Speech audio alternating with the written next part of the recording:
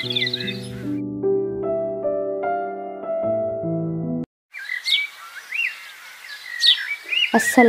আলাইকুম।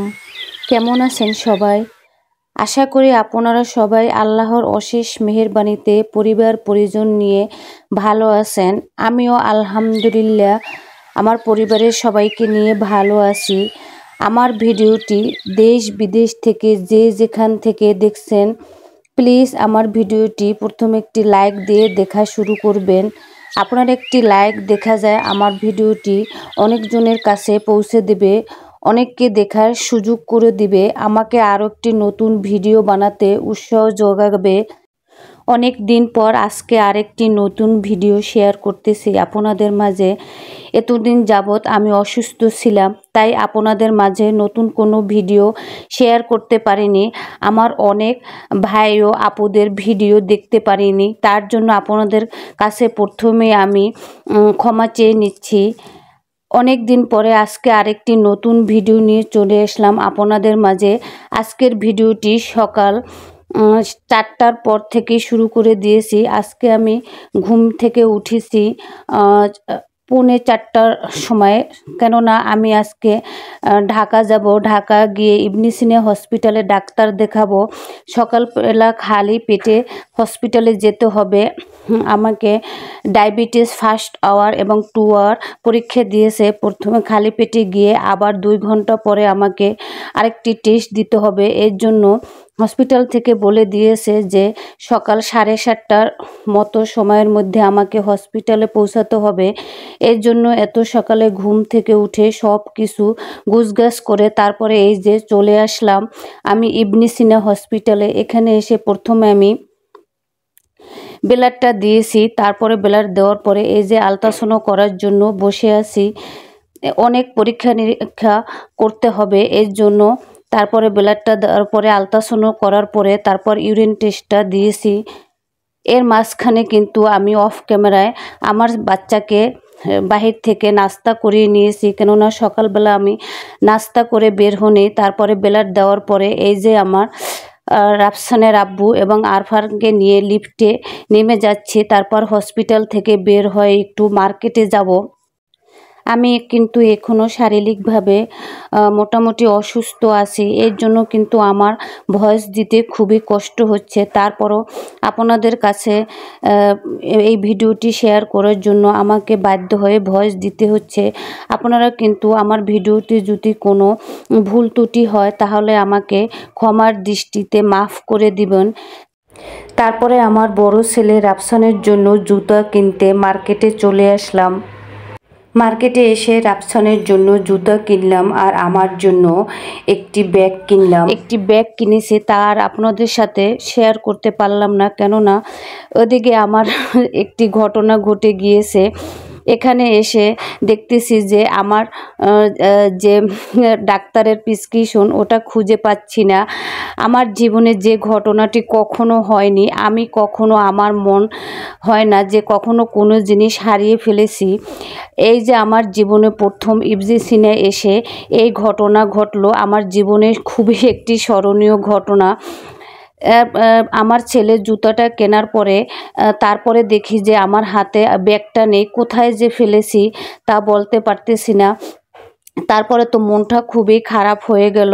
কি আর করা, আবার সেই ইবনে সিনায় চলে গেলাম। ইবনে সিনায় গিয়ে আবার পুনরায় রিসিপশন থেকে আবার সেই প্রেসক্রিপশন উঠানোর চেষ্টা করলাম। তারপরে অবশেষে পারলাম প্রেসক্রিপশন উঠিয়ে। তারপরে আবার বাসায় চলে আসলাম। বাসায় এসে সেই আবার একটি মহাকাণ্ড ঘটিয়েছে আপনাদের ভাইয়ে। আসার পরে বলতেছে যে হুজুরে আজকে আমাদের বাসায় খাবে, তার সাথে আরও নাকি 2 জন আছে। এই অসুস্থ শরীর নিয়ে কি আর করা। বাসায় আসতে আসতে কিন্তু আমার প্রায় রাত্র হয়ে গিয়েছে, তখন 6:30। তারপরে ফ্রিজ থেকে গরুর মাংস নামিয়ে, মাছ নামিয়ে, তারপরে যা যা সাধ্য মতো করতে পেরেছি সেগুলো করে নিয়েছি। এই যে প্রেসার কুকারে গরুর মাংস রান্না করতেছি। গরুর মাংসটা রান্না করার পরে তারপরে আবার আপনাদের ভাইয়ে বলতেছে যে পোলাওটা আজকে মটর শুটি দিয়ে রান্না করবা। তারপরে আমি কিন্তু মটরশুঁটিটা বাজার থেকে ঢাকা থেকে যখন এসেছি তখন নিয়ে এসেছিলাম, সেইগুলো ছুলে তারপরে সিদ্ধ করে মটরশুঁটিটা আলাদা করে রেখে দিয়েছি।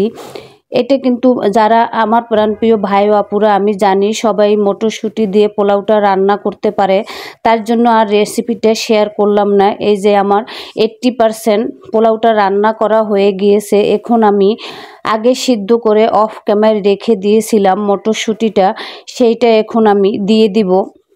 আমার ভিডিওটি কোনো অংশে কথা কাজ যদি আপনাদের মনে ধরে থাকে তাহলে আমার চ্যানেলটিকে একটি সাবস্ক্রাইব করে নিতে পারেন। অবশ্যই কিন্তু পাশে থাকা বেল আইকনে প্রেস করে রাখবেন। যখনই কোনো ভিডিও আমি আপলোড করব তখনই আপনার কাছে নোটিফিকেশন আকারে পৌঁছে যাবে। আপনি সময় সুযোগ মতো আমার ভিডিওটি দেখে নিতে পারবেন। সেই সকালে ভোর 3:45টার মতো ঘুম থেকে উঠেছি। ওদিকে আমার শরীর অসুস্থ, তারপরও দেখেন আমরা গৃহিণীরা শরীর অসুস্থ থাকলেও বসে থাকতে পারি না, কেননা আমাদের সংসার সামলাতে হয়, আশেপাশে সমাজের সাথে মিল রেখে চলতে হয়।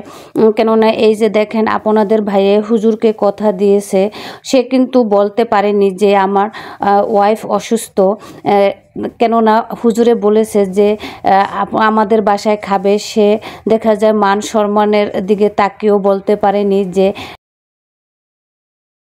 তো আমাকে আপনাদের ভাইয়ে যখন হুজুরে বলেছে যে আমাদের বাসায় খাবে, তখন আমাকে আপনাদের ভাইয়া কল দিয়েছিল যে হুজুরে এই কথা বলতেছে। তখন আমি আর তাকে না বলতে বারণ করেছি, কেননা হুজুর আমাদের বাসায় খেতে চেয়েছে। আমি যদি অসুস্থ থাকি, কেননা তাকে আমার খাওয়ানোর প্রয়োজন, কেননা সে হুজুর বলে কথা, আবার আমার ছেলে হাফিজি পড়ে। আমি অসুস্থ হলো মান সম্মান রক্ষার জন্য, আমার হাজবেন্ডের সম্মান রক্ষার জন্য আমি কিন্তু এটুকু কষ্ট করতেই পারি। তার জন্য আমি দেখা যায় এই অসুস্থ শরীর নিয়ে এই সমস্ত আয়োজন করতেছি। ইনশাল্লাহ আমি কিন্তু অসুস্থ শরীর হলেও কিন্তু এই আয়োজনটা সম্পূর্ণ আলহামদুলিল্লাহ করতে পেরেছি।